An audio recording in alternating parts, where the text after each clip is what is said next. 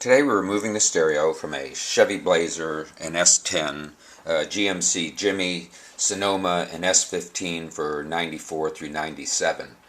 We're going to start with our 7mm socket and go along the bottom left side of the dash to the lower kick panel and remove the screw at the front edge. The kick panel is the black panel here. And at the front edge there are 3 screws across the front of this panel that we want to remove. This will allow you to pull a panel down. We're going to continue across the bottom of the dash. The left side of the center console, there's 1 more screw for the next panel. The right side there are several more screws to remove, and we'll get all the way over to the light assembly here, and we remove that 1 screw as well, and this will allow you to pull the front panel down. Now we're going to go back over to the driver's side, back under the panel, and start with removing the first screw along the knee panel here that's along the bottom edge, and we're going to move across the bottom here and remove the second screw along the bottom edge. We're going to move up to the left side of the steering column and remove 1 screw here, and to the right side of the steering column remove 1 screw as well. We're going to open up the ashtray and push the release down. This will allow us to remove the entire assembly and give us access to 1 more screw across the dash here. With this screw removed, you'll be able to lower the bottom dash panel. We have at the top of the steering column here the emergency flasher switch. Now we have in the past, the first time we did this vehicle, broke this switch and knew from the dealership it was between $325 to $400 depending on if you had cruise control or not. To the left side of the steering column is a 15mm bolt, and you want to remove this bolt on the left and this bolt on the right of the steering column. This is going to allow you to drop the steering column, and for these several extra inches here you could save anywhere between $325 and $400. Now we're going to remove the 1 screw to the top left of the gauges and move over to the right and remove the 1 remaining screw in the top of the dash here.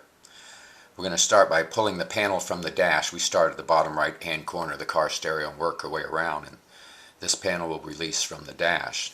Now this is going to give us access to all the connectors at the light switches and controls here on the left side of the panel. The first trigger here has a trigger that you squeeze down and acts as a lever and lifts the trigger up, and you can wiggle the connector loose. From a different angle here, there is a second connector that you have to physically lift the trigger on it to remove it. On the blue connector here, you have a little trigger on the side that you squeeze it down, it releases, and on this main connector here with the red trigger on it, we've used our flathead screwdriver to lift the trigger up and to release it over the lock and remove the connector.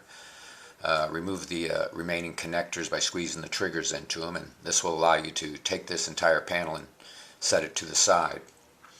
We're going to start with 2 screws at the top of the AC controls and move down to the screws below the AC controls as well. We need to remove these 4 screws because this panel overlaps the face of the car stereo. We're going to pull it forward from the dash and let it lay to the side here and remove the 2 screws along the bottom edge of the car stereo that mounts it to the dash. We're going to move up to the 2 screws at the top of the dash above the car stereo, and this will allow you to pull the car stereo from the dash. Once it's removed from the dash, you can grasp the base of the antenna assembly. Just pulling that directly out of the back of the radio, it will release. There are 3 main connectors on the back of this car stereo, a white, a blue, and a black. They all have little triggers that you squeeze in that release. These connectors are very important when you install aftermarket. This is how you remove the stereo. For installation help with aftermarket car stereo, see our website or our other video that deals with this vehicle. Thank you for watching. Please subscribe.